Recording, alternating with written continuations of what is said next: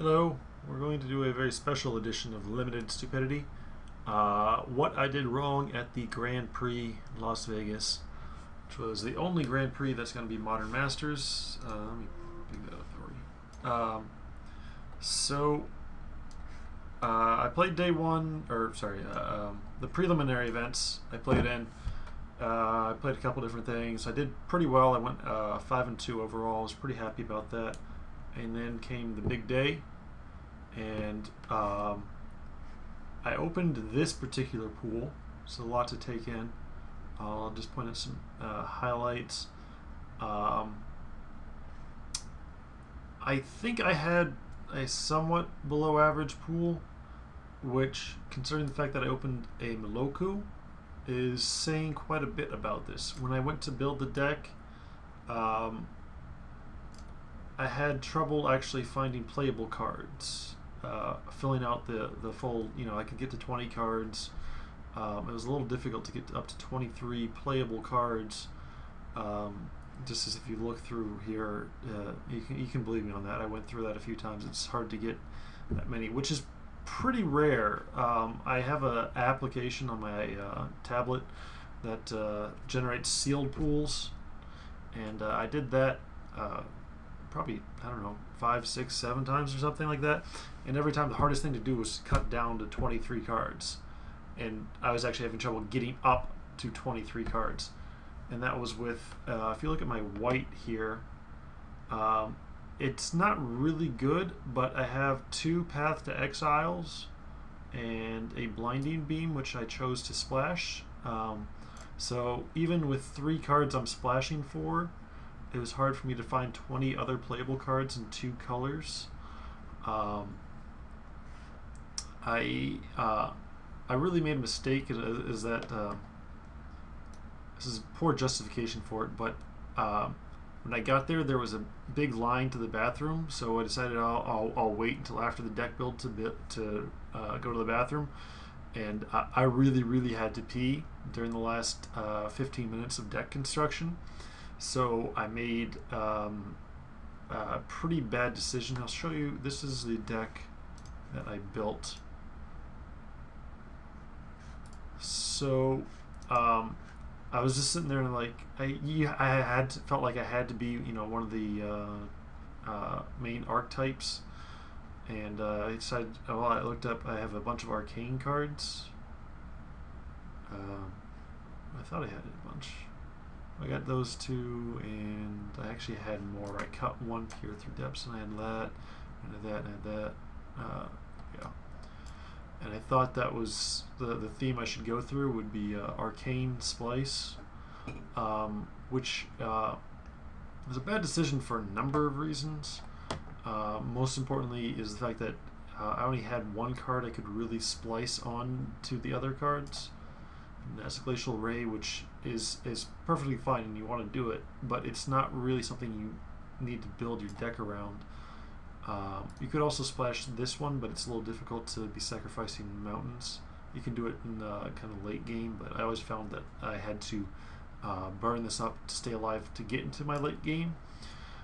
So, and then if I were going to do this build, it was really bad to put in the Lava Spike, which just does nothing in my deck, and leave out a Partic Dragon, which would have been another win condition, which my win conditions were essentially Moloku and Errant Ephemeron. You could argue Ether Snipe is kind of that. Usually it's more like kind of a tempo play, and I had to stay back and keep my guys alive. So yeah, like, this deck was not like totally horrible, but it tended to lose very slowly. Like, I just had a bunch of stuff to stay alive for a while, and I had decent removal for small stuff with the Glacial Ray, Torn to Stone, Pirate Spellbomb, etc. Had some bounce, quite a bit of bounce actually. So like, the plan when I was playing this deck was just to like not lose until I drew my Moloku, and then I could win. That was basically the only way this deck could win, is if I drew my Moloku, which was pretty bad. So I went 1-1 in my first 2 matches, and I was really not happy with what my deck was, and I just was like, let me rebuild this. So I ended up building a much better build. I went with green, which had... See, the problem is I still ended up running with filler cards, which were... oh, yeah. So, what am I trying to do? Alright. So I still ended up running filler cards. This is not what I ran. Trying to... Let me pause this. Okay. So I ended up doing a 17 card sideboard between games 1 and 2 every time in rounds 3 and beyond. I ended up sideboarding in these green cards here, plus 7 forests. And so like I said, I still had 1 card left, so I would either put in the Relic of Progenitus just to cycle through my deck, Sylvan Bounty for some more mana fixing so I could get to my White Splash especially, or Cold-Eyed Selkie if they were running islands.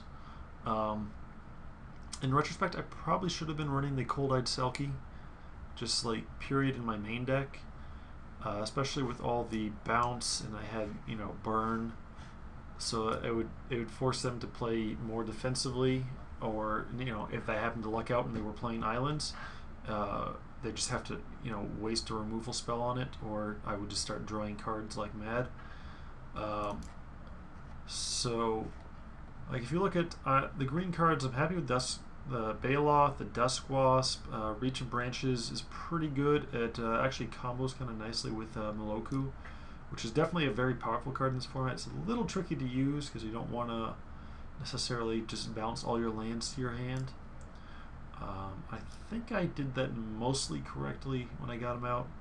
I did win most of the time when if Meloku came out and didn't die like immediately. So Penumbra Spiders are good, Eternal Witness is good, Wood Readers is okay. See, and this is where we get into filler. That's okay. Echoing Courage is okay.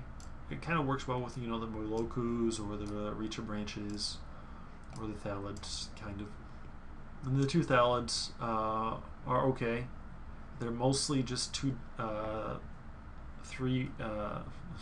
2/2s, which is okay. They do have some upside, but I didn't get any of the more expensive Thalids that let you kind of abuse that. So, yeah, this was definitely a much better build. Let me just assume I'm not running these two. I like my White Splash. My White Splash is pretty good. The 2 Path to Exiles and the Blinding Beam is just a really huge tempo swing. But having to run Echoing Courage and Thalid Germinators and the Wood Readers and you know, not super happy about this deck. But it does have Meloku, so I can't really complain that much. Glen Elendra Archmage is also really good. And it was pretty annoying. Like I think that was the best build I could possibly do. There just wasn't enough black.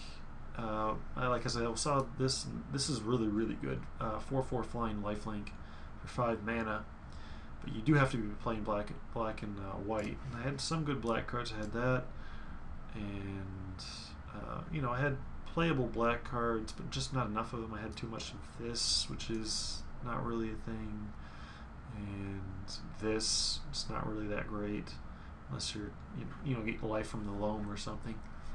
And what else? Deep Cavern Imp, not really a fan of that.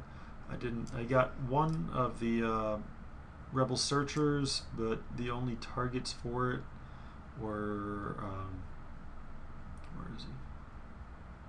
This guy and the 2 guys with Echo that make me discard a card, which I'm not a big fan of.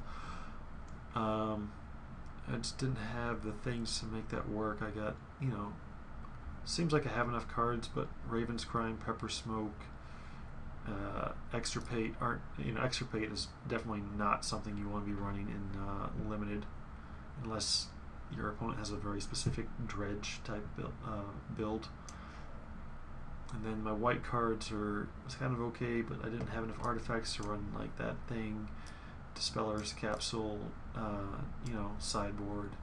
I got 2 Kithkin Greathearts, and the only giants I got were this guy, and I'm not a big fan of this guy. It just doesn't seem to...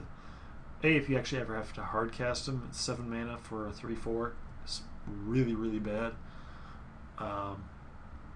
Tap all 9 white creatures. Like, if you could just do dedicated and be pure white weenie, that would be good or something. But as it is, it's going to end up tapping like half your guys probably. It does nothing defensively, because if you're on defense, then it comes in and you tap all their guys, and they untap and come right at you. So Sandsower, I don't think is like, you have to be dedicated Thalids, I think, to run this. I mean, I could do it since I got the Moloku, but not really worth it. Yeah. So that's what I did. I ended up, after I started sideboarding in with the green, I won my next 3 matches, and then I got eliminated at no wait, actually, sorry, I started off 1 and 2, and then won 3 matches, and then I lost my last 2 and dropped out of the final round. I was eliminated once you lose your 3rd match. So yeah, it was a fun time for the most part. There's some logistical difficulties which happen when you get 4,500 players, when they were expecting maybe like 2,500, maybe 3,000 or something, and it just went completely off the deep end. They had to turn people away, unfortunately. But yeah, so what I learned is go to the bathroom before you have to build your deck. Don't be a dummy. I was happy, well, not happy, but good thing about sealed deck is you can kind of do like massive sideboard and get your stuff together. Draft, you're generally just kind of stuck with what you got. But alright, thanks for watching, and I'll try not to be so stupid next time.